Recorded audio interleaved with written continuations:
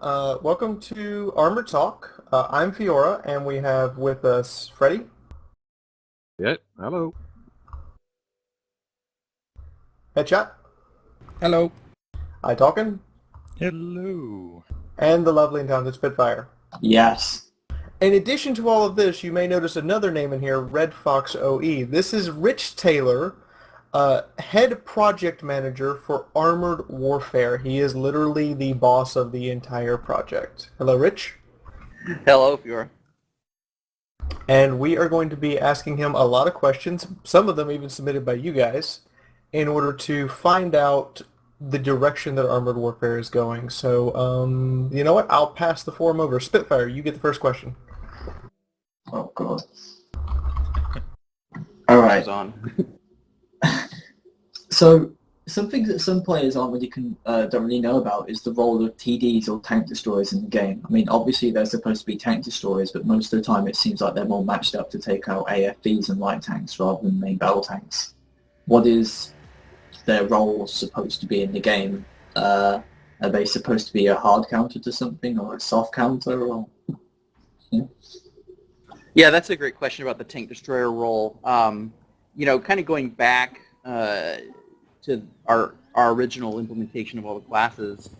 You know, I mean that certain classes had a hard analogous counterpart in the real world, right? Like the MBT is pretty obvious. Light tanks, generally those match to real world classifications, and same with the SPGs.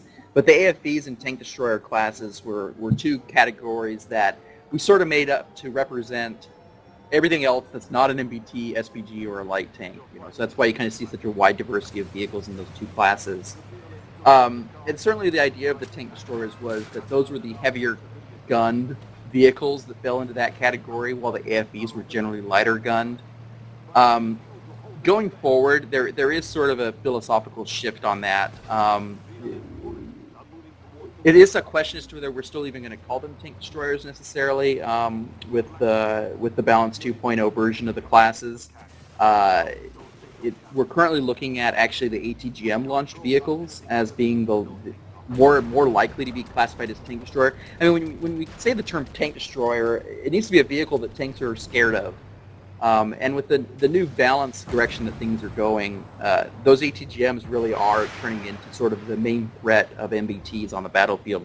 So there's likely going to be a reclassification of the vehicles in general in terms of, you know, when we say vehicles of tank destroyer, it's more likely that the ATGM platforms will become the tank destroyer class in Balance 2.0. The current vehicles that are tank destroyers, we're taking a look at them. They still are going to be generally high DPM vehicles, but they tend to suffer from a lower caliber weapon in a lot of tiers than the equivalent tier main battle tank. So it's they kind of rely on their high reload time, but they may not have the necessary tend to be as equal threat to the vehicles as the ATGM launched vehicles are going to be. So they're going to be mobile support, flankers, long range snipers, and things like that still. But they may not necessarily be classified as tank destroyers when the final balance changes come to the upcoming classes. All right. So my first question is, are there things about global operations that you have not revealed to us as of yet, and can you actually tell us anything other than what we've seen so far? That's a good question. The reveal that we did a couple weeks ago went into pretty good detail about what we are anticipating for the .18 live version of Global Operations. I think we kind of covered everything at that point as the feature currently stands. In the future, one of the areas that will probably see the most innovation in upcoming Global Operations maps for future patches would be the wildcards themselves. For Desert Crossing, we have the 3 wildcards we have right now. We may use those same 3 for the second Global Operations map just because we want to get a second map in there as quickly as possible. But looking past the second Global Ops map, we are experimenting with some different ideas for other wildcard ideas, including calling in off-map artillery, you know, maybe in the form of MLRS for maybe sustained zone denial. There's a few other things we're experimenting around with. some different aircraft besides just the bomb. Right now we have the bombing run. We could see something more of a gun-based strafing run from an aircraft and things like that. Radar jamming, also another one that we're exploring. At this point, they're all experimental. I can't say that any one of those will necessarily make it into the game. Even during developing this first map, we did experiment with some different things. Kind of go, that's not really panning out, and end up making cuts to some different designs. So it's always possible that might happen with those ones as well. But we are experimenting with different wildcards.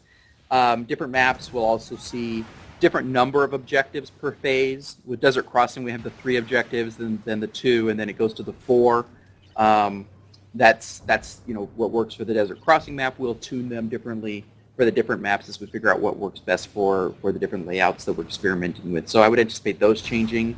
Also, the different weather events for the different maps. So we have the sandstorm that can come up occasionally in the Desert Crossing map. We're experimenting with some other weather events that could have some gameplay implications for the future maps as well. So it is a mode where we want to keep innovating on. We do want to deliver more maps of this gameplay type as soon as possible, because we think it's pretty fun. We want to get some more variety in there. But we also feel that it gives us a lot of opportunities to innovate and experiment with some new mechanics as we develop new maps for it. But yeah, I think for right now, we were pretty thorough in revealing everything that was part of the .18 version of Desert Crossing. Rich, Light to Freddy here. One question. The word rebalancing we have heard quite a lot, and a lot of people are a little bit nervous about it because they think rebalancing, what are they going to do with my tanks? Can you maybe explain a little bit more in detail what, to give an example of what the rebalancing is going to be like? Yeah, you mean in terms of the vehicles themselves? Yes. Okay, yeah. So, a few things that we're doing with this. You could see examples of kind of some of the initial momentum with the .17 changes that we did with the anti-tank guided missiles and also giving more smoke charges out. We really wanted to integrate those mechanics more into the game, more into the fundamental core balance. And so making them more available, more accessible, more usable was a step in that direction. Obviously, there's still some tuning and adjustments to be done from there, but we wanted to go ahead and give players an early look that, yes, things are definitely changing, sometimes in drastic ways, as early as .17, because we knew we had to spend some amount of time working on these changes for the full balance 2.0. Couple example of changes, as I mentioned, smoke, we wanted that to become more integral. One of the reasons smoke needs to become more integral is because as we sit down and start adjusting armor to better reflect real-world values based upon whatever information you have available, armor is going to be a little bit less invincible on those high-tier MBTs than it has been in the past, and that's going to be kind of an adjustment across the board. The counterbalance to that, though, is of course now MBTs also have access to more smoke charges as well. And that is going to have to be a tool that players come to learn to use, because you're not going to be able to just pull over a hill and park there and just kind of laugh as shells bounce off on you all day. As you come under fire and some damage starts coming through, you'll want to pop that smoke, relocate, use hard cover a lot more. We're making a lot of adjustments to the map to the maps to allow more hold down positions and things like that. So yeah, armor is another big change. We are making a lot of adjustments across the board to both armor and the penetration in tiers. Definitely moving away from kind of the pixel hunting tiny weak spot approach of the high tier MBTs that are currently in the game. Weak points will be larger. However, we're also changing some of the core hit resolution mechanics, including how normalization works and ricochet, to allow armor angling to actually be more relevant. Right now, things like normalization and to a degree overmatch, although not really so much in the case of the MBTs, sort of negated the skill behind side scraping and reverse angling rather, and things like that. That'll come more into gameplay with the way shots will bounce with those bad angles more in Balance 2.0. And again, a lot of these changes are really driven by the real-world mechanics of these modern shells. Normalization, as we originally represented it, was too aggressive. Modern shells really don't normalize to the kind of degree that we had them represented in the game. And since it wasn't really producing healthy gameplay as well, that was a really good reason to get rid of it. So across the board, we kind of drill down to what are the real-world mechanics here that we're trying to simulate, what's the real-world properties of these vehicles, and then how do we extrapolate from that to make a fun core gameplay experience. ATGMs will be more viable. We may take a look at how fast you can be moving and shooting them. We kind of just took the restraints off altogether in .17. I can't say that's definitely the way that it'll stay for Balance 2.0, but certainly more flexibility with being able to use those ATGMs without necessarily having to come to a stop and sit there for an X amount of seconds and then taking your shot. Because we really want those viable tank threats to be on the battlefield. Accuracy on the move, we're really looking at that. Right now, light tanks are getting dialed in to be more viable at shooting on the move with higher accuracy. That seems to be something that we want to keep in place for them. Obviously, always at the trade-off of that invincible armor. Autocannons, they're the one thing that's kind of taken a big hit. The burst fire potential of autocannons right now is really resulting in a really fast time to kill, a lot faster than we actually want. So autocannons across the board are kind of going to see a dial back. In exchange, all those vehicles that are autocannon only in current balance will be getting hooked up with ATGMs wherever possible. There's a few outliers that don't have an ATGM. I think the LAV-150 is one of the only ones. But it's a tier 2, so at that tier you can actually still have a viable autocannon only vehicle. But past tier 2, those autocannons are going to be, they're still viable against light armor targets, which they should be, but they're not going to do anything to armor. We had to do a lot of fudging in the balance over the months to make autocannons viable. Ultimately, just did not actually create a very good gameplay experience all around, so that's going to be getting changed. The one other big change is hit point scaling and damage scaling. Hit points are not going to scale very much over the tiers in Balance 2.0.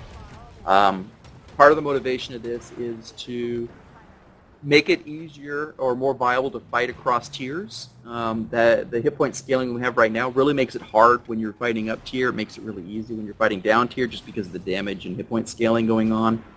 That's largely going away. Tier 1s will be roughly in the same ballpark as Tier 10s in terms of the number of hit points based upon the tonnage and size of the vehicle. Instead, damage will scale with the caliber of the weapons on the vehicle. So pretty much all 90 caliber weapons will do about the same damage per shot. All 125 millimeter cannon weapons will do about the same damage per shot.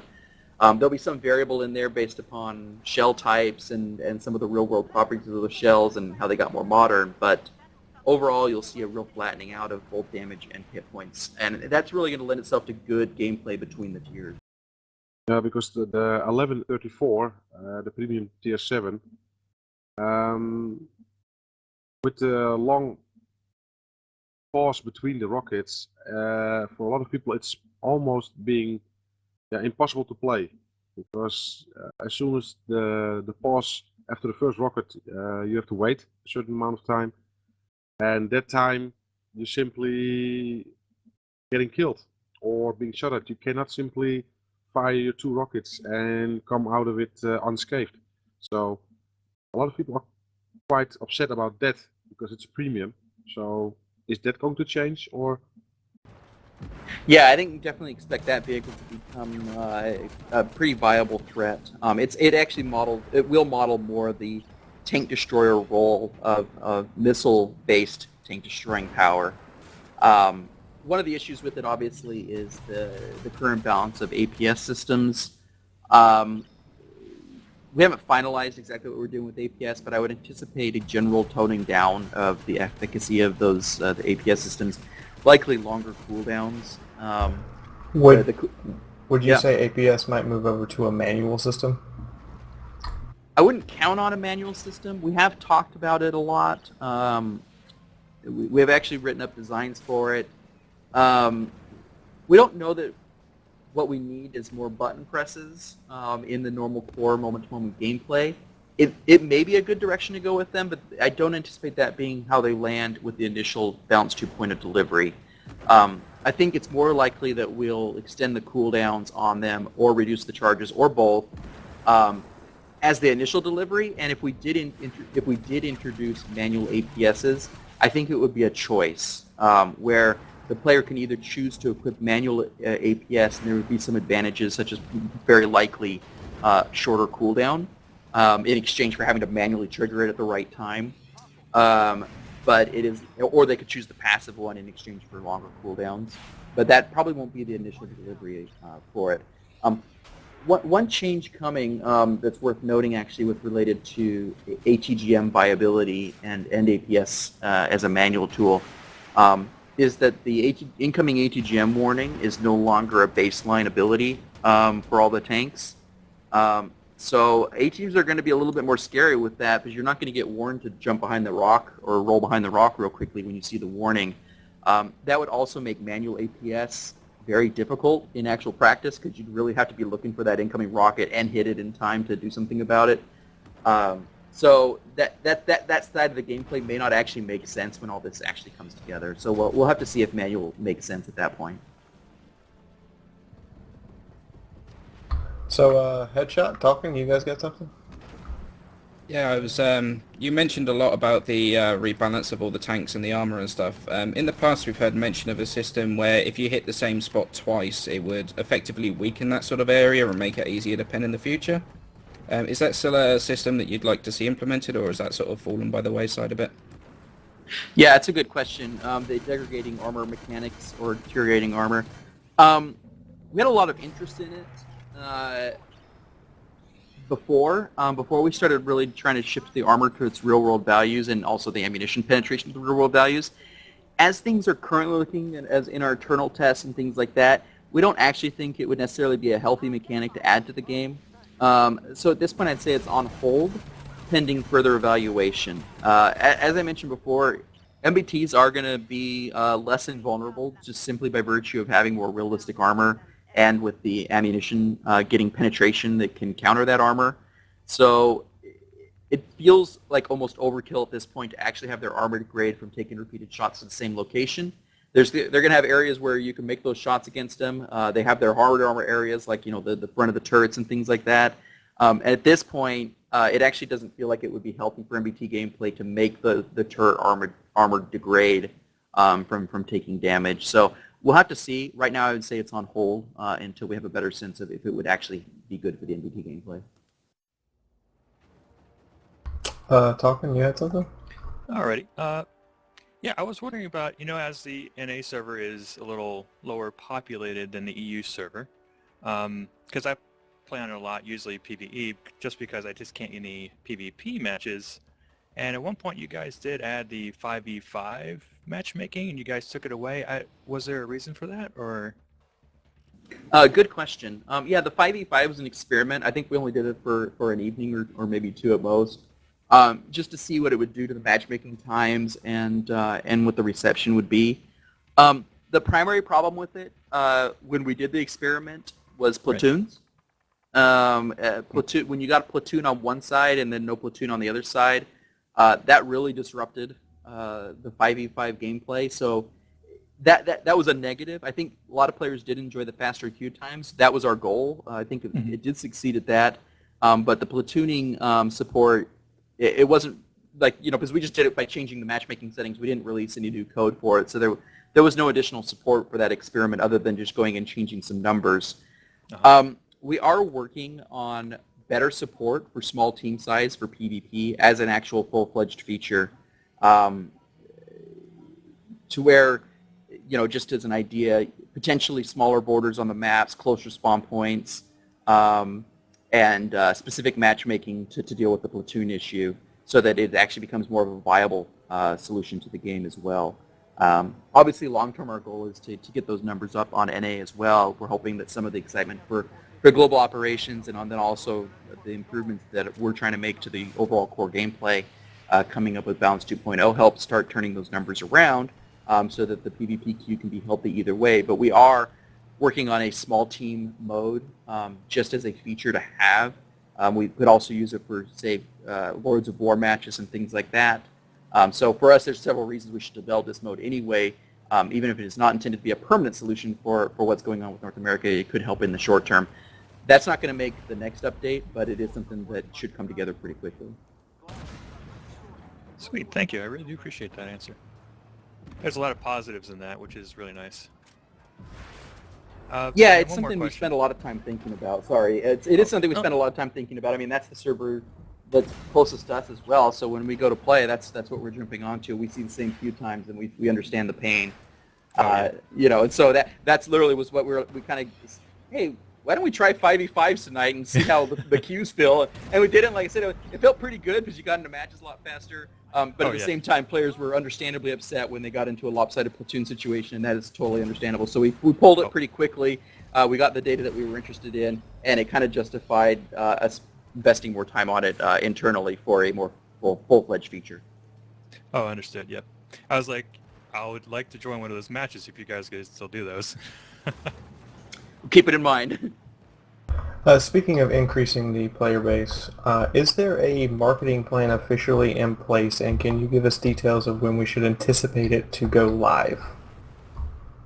That's a good question. I can't actually go into it. It is obviously something that needs to be addressed, though. Hopefully some more news will come out of that in the near future.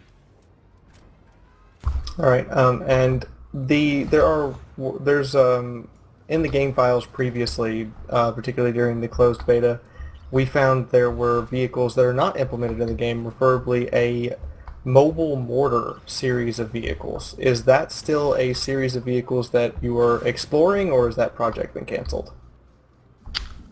You know, it comes up every now and then as an idea.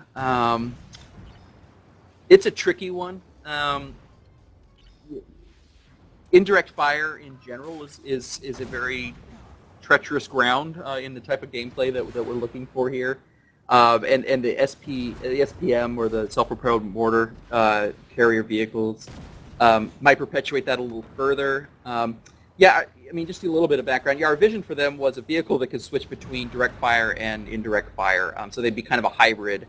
Some of the challenges there is that typically those mortar vehicles are not really firing shells that would be viable against you know, an MBT or anything with real armor. They're kind of an HE spammer, and HE in general has not really been a very fun mechanic. So it's like, well, do we need more HE? Do we need more indirect fire? The answer to both of those is probably no. So that they keep coming up. You know, we have a whole line spec'd out for them. Several of them were built. But at this point, I can't definitively say if they have a future in the game or not. It's something that we'll always keep in mind. We'd like to introduce some more classes with some new gameplay mechanics in the future. But the mortar carriers, every time we look at them, there's just a lot of challenges to making that fit and actually be fun for players and not just frustrating. Rich, I got another question, and it's actually a plea from the Dutch people. Please give us a flag, because they keep complaining about it. Moldavia we have Albania, and no Dutch flag. So I will bring that up internally right away. That should not be a hard problem to fix.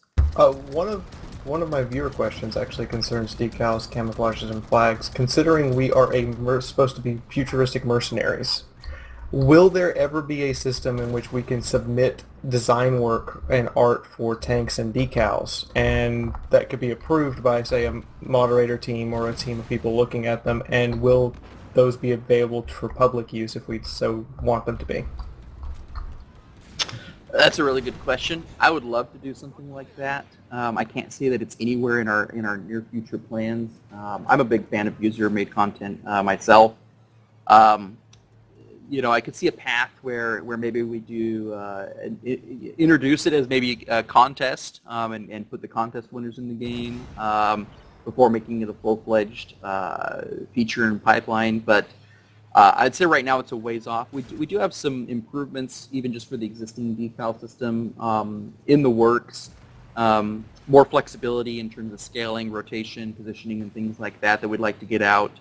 I don't have a date on that, but it is something that's coming along. But as far as going all the way to user-submitted content, I'd say it's a long ways off right now, unfortunately. But it is something that I personally would love to see come to fruition at some point, because I think users can come up with some pretty awesome stuff. All right. I have, well, 1.5 questions, really. We'll go with the easy one. And it's a lot of people get annoyed when Armored Warfare introduces tanks from the 50s, the 60s, and the 70s, saying that this is 2030 and they shouldn't be around. Saying that Armored Warfare has a fixed timeline and stuff. What can you tell us about the decision to implement really old vehicles and stuff, and does the timeline of being in the 2030s matter? Yeah, that's a fair question. Speaking from a purely narrative sense, does it make a lot of sense? Probably not. I mean, if there's these modern main battle tanks out there available, no one's going to be dredging up some vehicles from the 1960s to get into there and fight them. But at the same time, there's a lot of cool vehicles from that time period that we really were eager to introduce into the game. It serves a lot of purposes, more from a gameplay sense than necessarily a narrative immersion side, and that's to have that sense of progression. You see the vehicles evolve from those 1950 era all the way up to the most modern vehicles. It gives a greater sense of variety across that progression. I think it would be challenging, to say the least, if we started with, say, the 1980s or even the 1990s era and then grew from there. So is there a really good narrative reason for it? No. We could spin one, but it's not easily defensible, I can put it that way. But from a gameplay side, it was really important for us to get some of those vehicles in there. Seeing like the original M60 and then being able to play like the M60A3, or going all the way back to the original Leopard and being able to get all the way up to the most modern version of the Leopard and see how that vehicle has evolved over time. I think things like that are really cool to do in a game, and that's why we went back further in the decades than necessarily a modern setting would actually imply. It's really for gameplay and a sense of progression and evolution that we did that. All right. One that concerns quite a lot of people in that they spend money and time and a lot of their investment into games like World of Tanks and War Thunder, and some of these people, they don't have that much income. And it can be very hard to get away from something when you spend so much time on it. And now we have Armored Warfare here. We now have 3 tank games. What makes Armored Warfare so different that people should consider playing it over, their garage is full of hundreds of vehicles and whatnot? Yeah, that's a fair question. I mean, that's a discussion that we have internally a lot, because that's our responsibility, is to deliver something that's compelling to play in the genre where there already are established games. I can definitely say with the balance work that's coming together for Balance 2.0, the core gameplay is going to be quite different from what you're getting anywhere else in the genre. The missile gameplay, the smoke gameplay, things like ERA and APS and how they change up the battlefield, they're really going to change kind of the moment-to-moment gameplay in a way that you're not going to find elsewhere. I also think that the overall feeling of progression and the evening out of the tiers for the sake of having more fair gameplay between the tiers is going to be very appealing. And just the moment-to-moment gameplay is coming together very tightly. In the last few weeks, we've been doing a lot of Tier 1 through 3 play tests, because those are the tiers that we finalized first for Balance 2.0. And I can say that they've been a lot of fun. I think players are going to really see a reason to come try that out, take advantage of things like the smoke, ATGM systems, and things like that. I think also another big thing for players to check out is global operations. We're very proud of that mode. We think it gives players a unique experience in the genre that they're not going to find anywhere else. It maintains a very good sense of intensity and high action, but it still has the core strategies and strategic gameplay that we feel are fundamental to the Armored Warfare experience. So I really think that when that comes out live and players can check that out, but that's also something that when they see that, they'll understand, here's what we're trying to deliver, and this isn't the ending point. This is, a starting point of how we want to continue to evolve the game in its own direction with its own features and game modes. And we've got a lot of stuff lined up like that for the future that we hope people are going to be eager to check out. Thank you. This is something that we've all talked about, is that a lot of people view Armored Warfare as World of Modern Tanks, or just basically a clone. And that we all want Armored Warfare to not be part of the crowd and to be an individual. Yeah, and that was part of the conversation that started the development of global operations as a feature. We sat down to take a look at what we had fundamentally. We thought, hey, we have these fun modern vehicles. They're fast. They're able to flex around the battlefield reactively, but we're not really taking advantage of that with our core gameplay mode. Why don't we develop something that really puts that speed and mobility to use? And I think that's what we've delivered with Desert Crossing. I don't know if any of you have had a chance to check it out yet, but I think that you'll find that it is operating experience that really stands very well on its own, and we're looking forward to getting that out to everyone. I played it, and I brought out a video about it. I have played it extensively. Yeah, it's a lot of fun, actually. Really, it is. It's definitely something that's different. It is completely different. It's definitely something that's different. And the ability to respawn as well. Like, you can make a mistake, but hey, you can respawn. I mean, it definitely gives people something to, let loose and try out those crazy tactics that you think out when you're drunk. Yeah, I mean, it's one of those interesting areas, because we really want to maintain that strategic gameplay where, your life and hit points matter, but maybe not quite as punitive as the one life approach that the standard PvP offers. I could see us, maybe developing a competitive mode for global operations where maybe, respawns are more restricted than they are in the normal mode. Down the line, that could be something we could experiment with. One of the things we're actually working on the topic of global operations is adding support to the custom game interface, along with some toggles that might allow users to test out things like, well, what if you limit the number of respawns to, say, 3? How does the match play out differently when they become more of a scarce resource? You still have the resupply points and things like that you can fall back to stay in a match after taking some damage, but it might kind of change up that sort of chaotic element of like, I'm just going to respawn, so I'm going to do something crazy, which I think is awesome for the normal matches. But maybe, for competitive gameplay, we may want to look at something that's a little bit more punishing for vehicle death, but actually still keeps you in the game and participating. So there's a lot we want to continue evolving and deliver on the global ops front. All right.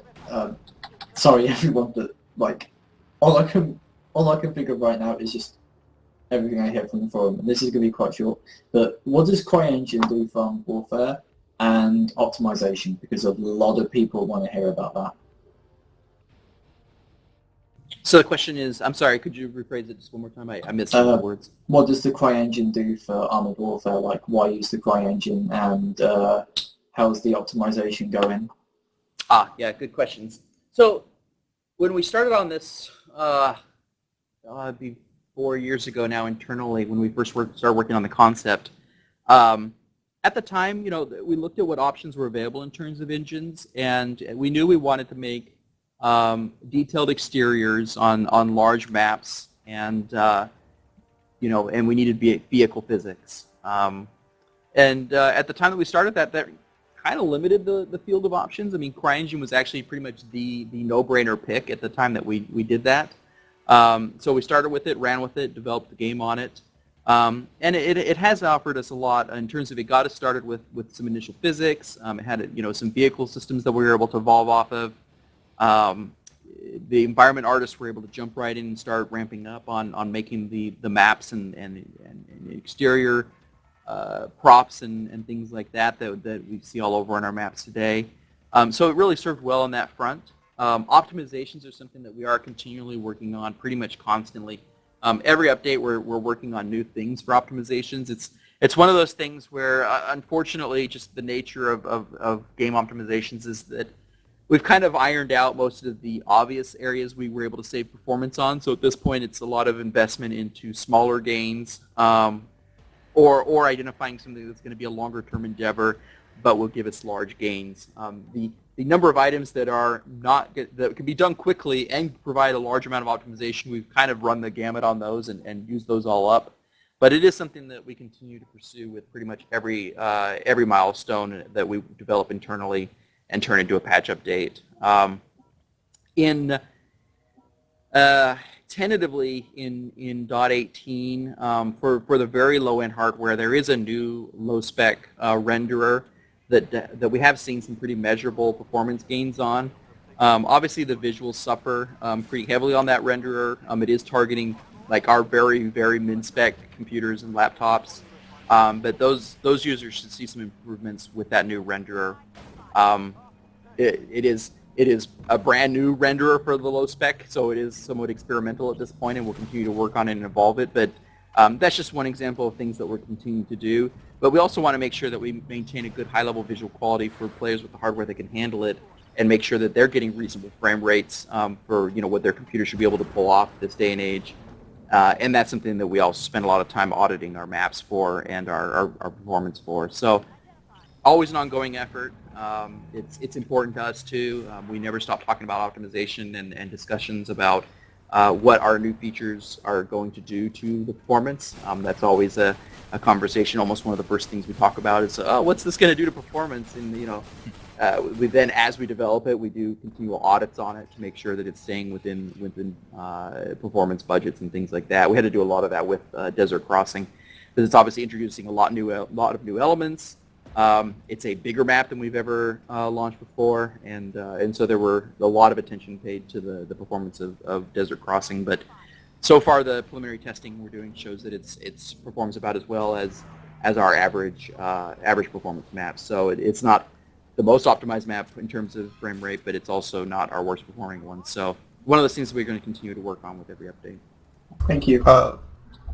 I have something that's counterproductive to optimization, but I'll let Headshot and Italken or Freddy go first. Yeah, I've got a quick question.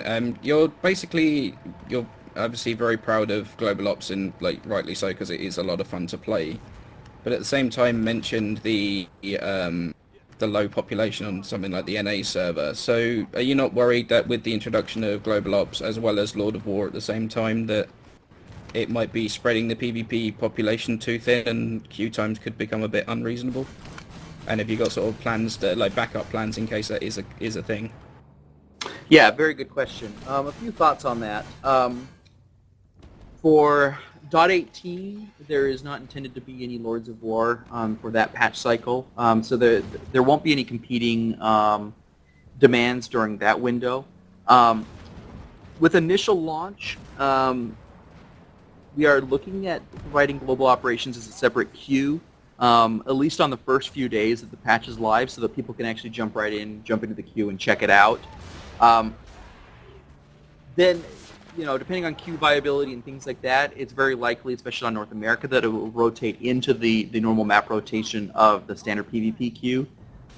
We do have a preference toggle that users can hit to indicate that they would like to get global ops maps more often, and the matchmaking will take that into consideration. It just can't guarantee them that they'll only get global ops maps, because we have to support all the players in the queue.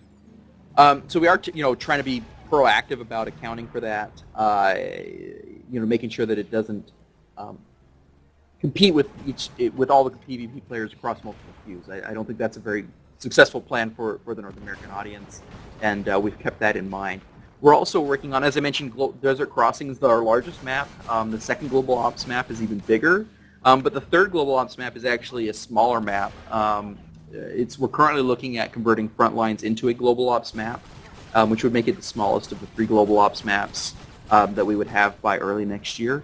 And the idea of that is that it would be a global map so that we could support smaller team sizes and still be just as engaging from end to end in the match. So that's something that we're always paying attention to and trying to figure out angles that we can address for the North America server.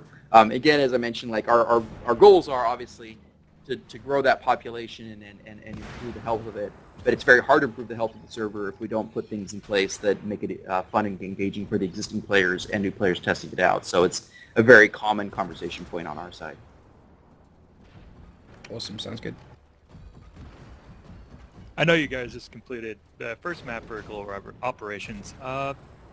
Is there any like new countries in the pipeline that are gonna have featured tanks? New nation lines for vehicles? Yes. Yes. I probably can't go into it right now. I think I've been scolded for revealing things earlier than I'm supposed to before.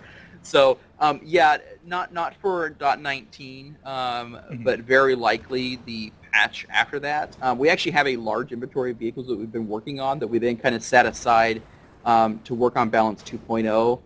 As soon as Balance 2.0 lands, we will be sort of opening the floodgates. I would anticipate a high volume of new vehicle lines early into next year, but I can't give out any specifics right now. Yeah, understood. I think one more question would be, never mind. I'm good. So, Sorry. in regards to my question, that would probably be counterproductive to optimization. Do you intend to add physics to the rest of the environment? Like, let's say a guy's using a building as cover. Well, I'm going to shoot through the building or shoot the corner out of the building so he can't use it for cover anymore. Or that house is in my way. I'm just going to drive through it. Yeah, not in the near term. We have had for a while on the books basically improvements to the environment physics, but it is kind of a ways off. Partially because, as you can imagine, the challenge that presents with optimizations. Unfortunately, if physics becomes more of a core gameplay thing in terms of the environment interaction, it needs to work the same on all hardware levels participating in the game, and so that kind of puts us in the catch-22 situation on our side that we're always trying to wrestle with. I'd love to get more of that in there. I think we can find some cheaper ways to get it in and still support it across all platforms, but it is more of a longer-term goal. In the near term, our focus on physics has been more on the vehicle movement level. How do wheeled vehicles handle turning? Some of the bouncing around that the smaller wheeled vehicles have demonstrated. We've been trying to clean that up. Ramming damage, falling damage, things like that have been a higher focus for our physics team at this time. But as we start resolving some of those, we'll start to look again into some of the other areas.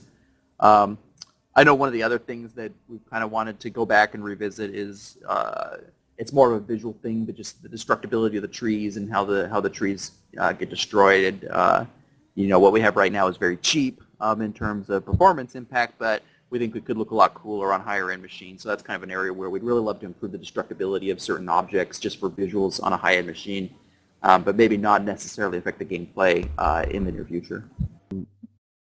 I want to ask you one question about the XM1A3. Can you tell us why the XM1A3 is being exchanged? Good question. It may not even be exchanged. I'd say it's not a final 100% for sure change. It is a tentative change. The primary reason is our goal is to represent vehicles when possible with a real-world vehicle. The XM1A3 was pretty much a speculative up-tiering and up-armoring of a vehicle that does exist, but not necessarily something that we could point to and go, well, that's what we built right there. We're looking at the Cat B as the replacement of that, something that actually was built, has the cannon that would make it appropriate for Tier 10. But the reason I say it's tentative is we are working on it as a replacement, but at the end of the day, when we look at it and evaluate it, we need to make sure that the replacement vehicle looks awesome, has a unique profile, looks like an interesting vehicle to play, and still offers the same core gameplay experience that the XM1A3 does. Our goal isn't really to change the gameplay experience of it at all, so much as to get a vehicle in that slot that we can reference in terms of the real-world counterpart. Oh, great. A lot of people love the XM1A3, so there were a lot of frowning going on, like why exchange it, and because it's a good vehicle. Yeah, but simply, I will ask. So, thank you for your answer. Yeah, it's so- a fair question, and depending on what we do, it could be a situation where, if we do end up replacing the model, it could be we dupe off that vehicle as a legacy vehicle. At this point, it's too early to say for sure that it necessarily is even going away. So we'll see what happens. Okay. So, final questions real quick, guys. My final question is, we have heard tale of the French main battle tank line, such as the Leoric, I believe from you. Is there something you would like to tell us that's going to make the French main battle tanks different from, say, the German or the American or the British main battle tanks? It's too early to say at this point. We are targeting those vehicles for next year, but because of the change in the vehicle schedule to accommodate Balance 2.0, they're a little bit further off than when I last talked about them. But yeah, suffice to say, we will find a unique role for them in Balance 2.0 so that they are a unique line. All right, Spitfire, last question. Is there any plans to have any themed missions? I'm sure a lot of people would like to have a PvE game where you're at the alternate history charge of a Soviet tank brigade cracking through the defense of the Fulda Gap, or playing a chieftain during the Berlin crisis or something. Themed alternate history missions or whatever. Yeah, awesome ideas. I can't say that there's anything coming out in the near future. We do want to expand the type of experiences available in the PvE side of the game, and I think that's a really cool direction to go. But right now, there's not necessarily anything in motion to deliver that. So it's been on the table with our discussions for kind of where does PvE evolve from here, but right now it's not in motion. Headshot. Yeah, I mean, I'm more of a PvE player than I am a PvP one. How much of sort of global ops are you planning to put into the PvE game mode? Can you see things like the power-up sort of working in there, that sort of thing, the new AI, or the bunkers, that for example, and is that going to factor into the new sort of the hardest difficulty, the extreme or survival, or whatever it's called? Yeah, we definitely have plans for pulling in a lot of the mechanics that we developed for global operations into future PvE missions, and probably updates to old PvE missions as well. I would say things that have a high probability of making it in are the wild card mechanics, calling in an airstrike, securing or placing down the missile launcher bunkers, or even having to fight against the ones that the AI is putting down. We already have kind of always had the concept of shifting primary objectives in PvE. That's been a fundamental part of it already, so that really isn't new from global operations. But certainly the wildcard mechanics, I could see us also potentially moving the resupply and repair mechanics from global operations into PvE missions, so that you actually have a fallback point rather than using the consumable and things like that. I'd say that's a little bit further off, but I think there's interesting potential there as well. I think it'd make more interesting maps. So yes, we are definitely looking at integrating global operations tech into PvE. We developed it in a way so that it is interchangeable between the modes for us on our side. Awesome. And Italken, final question. Yes. I know you guys just also completed global ops. Are you guys going to be implementing any more gameplay or game modes? Sorry. In the future? More game modes. Yes. It's too early to really go into any of them right now. Global operations for us, to kind of put it in perspective, is about a 6-month effort, 6 or 7 month effort, really. So it's kind of one of those things where, we don't want to say something if we get a month into it and go you know what, this is a train wreck, cut this immediately. Which sometimes we've had to make that call. So I don't want to say anything. Yes, we do have plans for future modes, however. But I'd say, at least the next few updates. I think global operations is our primary focus in terms of the modes. We don't want to go too crazy with throwing too much in there all at once, and we really want to expand the variety of global ops experiences. We think there's still a lot of room to grow that feature before we start taking a look at additional modes. Oh, totally understandable, and thank you. All right, so we're wrapping it up now. We're almost at the 1 hour mark for this episode. I hope you guys enjoyed the extended episode. So we would I think all of us would like to personally thank Rich Taylor, project director thank you. for It means a Armored lot to me. Warfare, for joining us This is today. why we love it. Rich, by the way, you're going to be on in front of, I think, close to 40,000 subscribers between all of us. That's awesome. Appreciate it. Thanks a lot You for bet. hosting Thanks this. very much to all you. I think it's something that we could even take a look at doing a little bit more regularly. Talking with our players, talking to you guys to get it out to players is something that is really important to me. Communicating to our player base.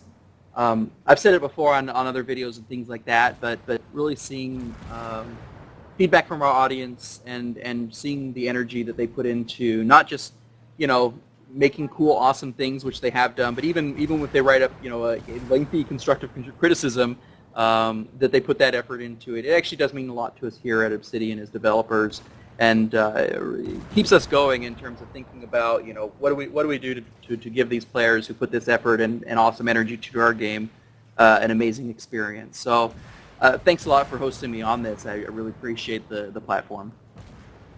And if you or any of the other OE guys ever want to come onto the show, we would more than happily have you. But is there anything that our audience would like to ask? You guys have the comment section below. Let us have it, and we'll try to pass it along. We're sorry we couldn't take all of your questions. There is only one Rich Taylor, I'm afraid. I'll do my best. Definitely will pass along the questions if they are urgent or not. But I think it's a good thing that you were on Armor Talk, and I want to thank you for that very much. Well, thank you. It means a lot to me. Yeah. This is So, why we love Obsidian. Yeah, exactly. Just you kept it, you kicked it right in. Yeah, that's what I wanted to say. Thanks a lot, Rich, for joining us. You bet. Thanks very much to all of you. Yeah, it's been awesome to talk to you. It's been pretty cool. So, since I introduced you last, you wanna say the goodbye, Spitfire? Oh god. Well, everyone, it's been wonderful, especially talking to Rich Taylor and Italken finally coming back. Yeah, no, right? This is Headshot. Is this your first time? It is, yes. There you go. We've cracked Headshot's virginity. So this has been Armor Talk with me, Spitfire, Italken, Headshot, Fiaura the Tankgirl, Digger Holm, AK Lightfoot Freddy, and of course Richard Taylor. Thanks for watching. Leave comments in the videos below. Subscribe to all of us, preferably. And it's a goodbye from me. See ya. See you later, guys. Thanks a lot. Bye.